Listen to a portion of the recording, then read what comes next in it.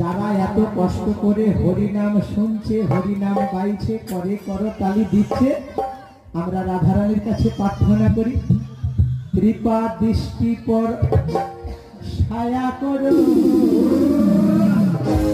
রাধারানীকে অনুরোধ করছি, তোমার কৃপা দৃষ্টিটা সবাইয়ের দিকে দাও। তাহলে সবাই মিলেই চিৎকার করে বলে উঠবে কি, রাধা রাধে রাধে,